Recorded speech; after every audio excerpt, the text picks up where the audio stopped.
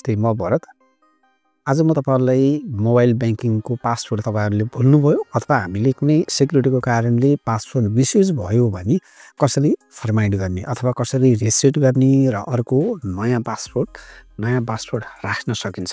र mobile banking सेवा भनेको एकदमै हाम्रो जीवनको सबैभन्दा महत्त्वपूर्ण पार्ट हो। हामीले अनलाइनबाटै विभिन्न कुराहरू काम गर्छौँ, जस्तै परचेज कुनै सामानहरू किन्ने अथवा कुनै ब्याङ्कमा ट्रान्सफर गर्ने अथवा हरेक कुराहरू हामीले मोबाइल ब्याङ्किङ सेवाबाट गरिरहेका हुन्छौँ। त्यो अवस्थामा हामीले पासवर्ड भुल्यौँ अथवा सेक्युरिटीको कारणले पासवर्ड मिसयुज भयो भने कुनै पनि मोबाइल ब्याङ्किङको अनलाइन ब्याङ्किङको पासवर्ड रिसेट गर्ने सिस्टम एउटै हुन्छ। म यो बारेमा तपाईहरुलाई जानकारी गराउँछु। च्यानललाई सब्स्क्राइब गर्न आउनुहोस्। भिडियोतर्फमा आइसकेपछि यसरी हाम्रोमा अर्बिट भन्ने हुन्छ, नभए तपाईहरुको कुनै हेल्प मी भन्ने हुन्छ अथवा केही अप्सनहरू हुन्छ, रिसेट भन्ने अप्सनहरू हुन्छ कुनै ब्याङ्कको अनलाइन ब्याङ्कको एप्लिकेसनहरुमा अथवा यसरी तल फर्माइट पासवर्ड भन्ने हुन्छ। मैले यहाँनिर फर्माइट पासवर्डमा यसरी टच गरेँ।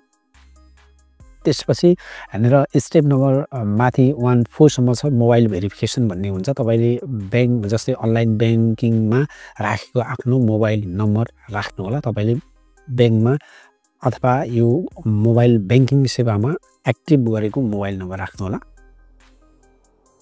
अब मोबाइल नम्बर राखिसकेपछि यहाँनिर कन्टिन्यू गर्नु होला भन्ने छ। यहाँनिर मैले यहाँनिर ओके गरेँ। यहाँनिर सिम सिलेक्ट गर्नु होला। मेसेज बक्समा यसरी डाइरेक्ट यसरी जान्छ। यति गरिसकेपछि मैले यहाँनिर सिम सिलेक्ट गरेको छु। त्यसपछि सेन्ड गरेँ। सेन्ड गरिसकेपछि सक्सेसफुली भनेछ। तपाईहरुले सिधै अब यहाँदेखि यहाँनिर माथि ब्याक गर्नु होला।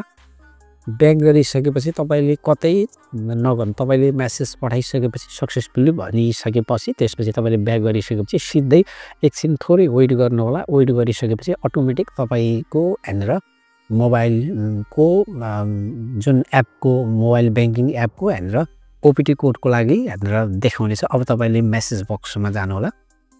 त्यसपछि यहाँनिर आएर नेक्स्ट गर्नु होला।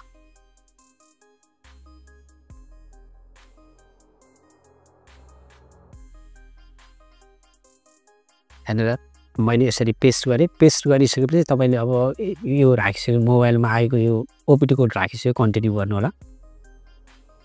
अब हामीले स्टेप 1 2 3 पुरा गर्यौँ। अब 3 मा आएका छौँ। यहाँनिर इन्टर योर अकाउन्ट नम्बर भन्ने छ। तपाईको आफ्नो मोबाइलमा भएको ब्याङ्किङ जुन यो मोबाइल ब्याङ्किङ छ यसको अकाउन्ट नम्बर राख्नु होला। यहाँनिर इन्टर राखिसकेको छु। त्यसपछि मैले कन्टिन्यू गरेँ।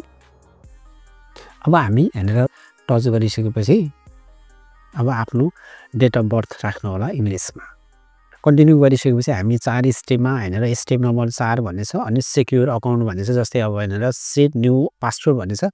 तपाईले तल भनेको छ choose a strong password by following this rules भन्ने छ। यहाँनिर भनेको छ स्टेप 1 मा छ पासवर्ड मोस्ट बेटर वटा अक्षर नभए 15 वटा अक्षर ओन्ली भन्ने छ। अनि यहाँनिर पासवर्ड 2 मा छ पासवर्ड मोस्ट क्याप्सन भन्ने छ। ALFA यस्तो टाइपको राख्नुपर्छ। तपाईले कुनै नम्बर दिएर अथवा स्ट्रङ राख्नुपर्छ अथवा क्यापिटल अक्षर स्मल अक्षर अनि 1 2 त्यस्तो टाइपको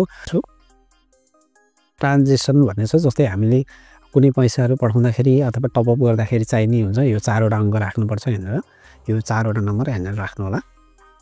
चुजमा कन्टिन्यू गर्नु होला। कन्टिन्यू गरिसकेपछि गो टु लगइन पेज भन्ने छ। यहाँनिर password reset successfully congratulation your device has been activate successfully भन्ने छ। अब तपाईले गएर डाइरेक्ट आफ्नो यहाँनिर एपमा गएर मोबाइल अनलाइन ब्याङ्किङमा गएर पासवर्ड यहाँनिर राखेर लगइन गर्न सक्नुहुन्छ। यसरी तपाईले आफ्नो बिर्सेको मोबाइल ब्याङ्किङको पासवर्ड राख्न सक्नुहुन्छ अथवा सेक्युरिटी मिसयुज भएको खण्डमा पासवर्ड चेन्ज गर्न सक्नुहुन्छ अथवा रिसेट गर्न सक्नुहुन्छ।